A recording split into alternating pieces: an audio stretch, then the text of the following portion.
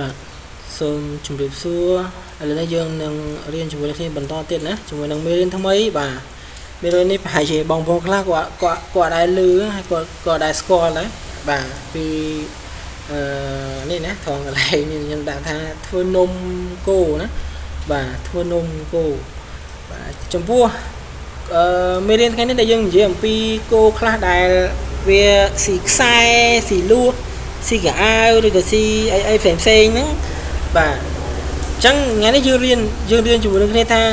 ហេតុអីបានជាវាស៊ីហេតុហើយធ្វើយ៉ាងម៉េចបានធ្វើឲ្យវាឈប់ស៊ីវិញបាទអញ្ចឹងវិធីល្អដែលយើងត្រូវរៀនជាមួយនេះនៅថ្ងៃនេះគឺថាយើងត្រូវធ្វើនំឲ្យវាស៊ីណាបាទយើងធ្វើនំឲ្យវាណាបាទយើងត្រូវធ្វើនំដែលខ្ញុំដាក់ចំណងជើងណាដែលគោស៊ីខ្សែលួស៊ីកៅអៅគឺយើងត្រូវធ្វើនំឲ្យគោនឹងបាទដើម្បីឲ្យវាឈប់ស៊ីខ្សែលួឈប់ស៊ីកៅអៅទៀតណាបាទអូខេឥឡូវនេះយើងនឹងចាប់ដើមសិក្សាជាមួយនឹងគ្នាថាមូលហេតុអីដែលធ្វើឲ្យគោនឹងវាស៊ីនឹងស៊ីលួស៊ីខ្សែគោស៊ីខ្សែស្អីហ្នឹងណាបាទហើយជាបងប្អូនប្រជាកសិករគាត់មានកង្វល់ហើយក៏មានបញ្ហាច្រើនចំពោះគោដែលស៊ីខ្សែស៊ីអីហ្នឹងណាលើហ្នឹងបាទអញ្ចឹងដូច្នេះខ្ញុំនឹងប្រាប់ពីរបៀបដែលយើងត្រូវធ្វើនំគោណាបាទអញ្ចឹងមូលហេតុដែលវាស៊ីហ្នឹងដោយសារវាខ្វះសារជាតិអីមួយយ៉ាងដែលធ្វើឲ្យវាស៊ីអញ្ចឹងណាបាទមានន័យថាឃើញខ្សែក៏ដូចជាឃើញស្មៅដែរឃើញលួសក៏ដូចជាឃើញស្មៅឃើញកៅអៅក៏ដូចជាឃើញស្មៅដែរតែឃើញគឺវាចង់ស៊ីហ្មងបាទអញ្ចឹងប្រហែលជាវាខ្វះអីមួយហើយណាបាទអញ្ចឹងវិធីដោះស្រាយគឺមានតែមួយគឺយើងត្រូវធ្វើនំឲ្យវាស៊ីណាធ្វើនំទៅគឺវាបាត់គឺវាឈប់ស៊ីខ្សែស៊ីលួសស៊ីកៅអៅហើយណាបាទអញ្ចឹងយើងមានវត្ថុធាតុដើមបាទយើងមានវត្ថុធាតុដើមហើយវត្ថុធាតុដើមនោះគឺអត់ពិបាករកទេគឺស្រួលរកទេដែលនៅក្នុងភូមិជិតភូមិរបស់យើងនឹងមានណាបាទអញ្ចឹងចំពោះមេរៀនរបស់ខ្ញុំដែលខ្ញុំយកមកចែកចាយដល់បងប្អូននៅគ្រប់មេរៀនគឺរបស់អ្វីដែលងាយធ្វើគឺខ្ញុំនឹងយកមកប្រាប់ដល់បងប្អូនប្រជាកសិករយើងប៉ុន្តែរបស់ដែលថ្លៃឬក៏យើងពិបាករកគឺខ្ញុំប្រហែលជាខ្ញុំមិនដាក់ទេវាព្រោះខ្ញុំគិតថាប្រជាកសិករខ្លះក៏អត់ទាន់យល់ប្រជាកសិករខ្លះក៏អត់បានដឹងថាវត្ថុធាតុដើមណាល្អថ្លៃយកមកពីណាក៏វាពិបាករកដែរអញ្ចឹងខ្ញុំនឹងរើសយកមេរៀនណាដែលឬក៏បទពិសោធន៍អីដែលវត្ថុធាតុដើមយើងងាយស្រួលរកនៅក្នុងភូមិរបស់យើងបាទហើយវាថោកស្រួលរកបាទអញ្ចឹងវត្ថុធាតុដើមដែលយើងមាននៅថ្ងៃនេះសម្រាប់ធ្វើនំសម្រាប់គោដែលវាមានបញ្ហាស៊ីខ្សែស៊ីលូស៊ីកៅរបស់យើងហ្នឹងគឺយើងទីមួយត្រូវមានស្កររងូណាបាទឥឡូវខ្ញុំចង់ឲ្យប្រាប់ណាគឺមានស្កររងូ 40% ជីអ៊ុយរ៉េអាជីយើងបាច់ស្រូវសហ្នឹង 10% ហើយអំបិល 5% កំបោរកសិកម្ម 5% ស៊ីម៉ង់ 15% ហើយកតួណាកតួ 25% ទឹកធម្មតាហ្នឹង 5.6% ហើយដូចកតួដូចស៊ីម៉ង់ដូចហ្នឹងស្អាតពិបាករកទេហើយកបោរកសិកម្មក៏អត់ពិបាករកដែរណាបាទអត់ពិបាករកដែរកបោរកសិកម្មទៅកន្លែងលក់គ្រឿងសំណង់ទៅគឺ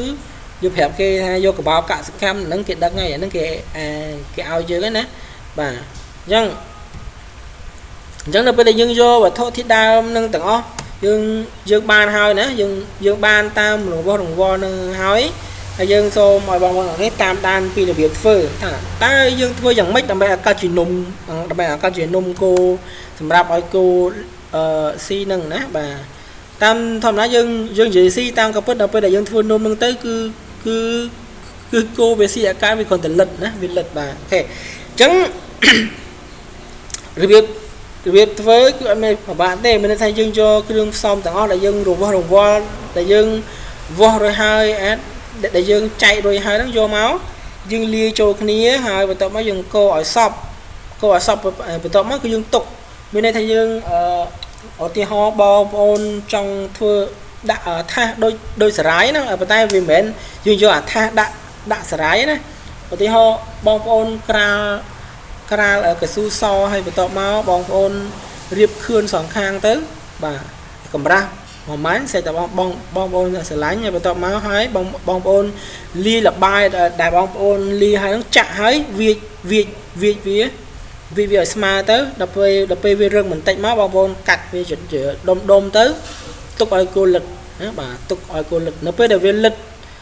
nhưng cái tha hai chip hộp ba ở tập 4 môn tập 4 bong bóng và hai chip hộp ba thua ai cô lịch đây phổ đại xa bia ọt đằng thì trong vị thi xa đài đó bong bóng ai vô score được ngu rồi có vô nếu ai chip sẽ cứ score đẹp em nó vô từ liệp lên lơ nôm hay vô nướng hay vào máu dương ai về lịch mà đo vì đo hay sai la vì máu cứ vì lịch này vì ở trên nam cả lại với cái mà lịch này nó bây giờ vì lịch mà đo mai nâng tới vì nâng lên nhảy vì nâng lên ấy chấm phu nôm cô ní dương mình cầm nọt ha chấm phu ta cô để si sai si lua dương ai vì cô để si sai si lua gọi vì lịch mà này nè bà sinh chỉ ai vì lịch mà này vì chỉ bành hà tế bà chứng rung vô tao ní bong ôn ai vô ban hay sân khâm tha bong ôn能ធ្វើបានចំពោះគោដែលមានបញ្ហាហ្នឹងណាចំពោះប្រជាកសិករដែលមានបញ្ហាហ្នឹងអាចធ្វើបានឬក៏បងប្អូនមិត្តខ្លះគាត់មានបញ្ហាហ្នឹងអាចធ្វើបានដែរបាទពីព្រោះវត្ថុធាតុដើមក៏វាស្រួលរកហើយបើសិនជាយើងទិញនំគេដែលគេធ្វើគឺថ្លៃបាទថ្លៃមែនទែនជាពិសេសនៅខេត្តកណ្ដាលគេមានធ្វើនំសម្រាប់គោស៊ីខ្សែនឹងលក់ដែរប៉ុន្តែវាថ្លៃប៉ុន្តែបើសិនជាបងប្អូនធ្វើខ្លួនឯងខ្ញុំគិតថាវាចំណេញច្រើនហើយមានអត្ថប្រយោជន៍ច្រើនណាបាទហើយវាអាចនឹងកាត់បន្ថយការចំណាយរបស់បងប្អូនច្រើនដែរបាទវាជាការល្អបាទអញ្ចឹងដូចខ្ញុំប្រាប់ហើយអ្វីដែលជាល្បិចជាបទពិសោធន៍ក្នុងការដែលចិញ្ចឹមសត្វអីផ្សេងនៅពេលដែលខ្ញុំដឹងគឺខ្ញុំបង្រៀនខ្ញុំប្រាប់បងប្អូនហើយសង្ឃឹមថាបងប្អូនអាចធ្វើបានហើយវាជាការល្អដែលបងប្អូនអាចធ្វើខ្លួនឯងបានបងប្អូនអាចអត់ចំណាយលុយទិញគេដែលធ្វើឲ្យយើងនឹងសន្សំសំចៃបានខ្លះដែរបាទអញ្ចឹងសង្ឃឹមថាបងប្អូននឹងយល់អំពីមេរៀននៅថ្ងៃនេះបាទអញ្ចឹងបើសិនជាបងប្អូនបានមើលហើយក៏សូមជួយចុច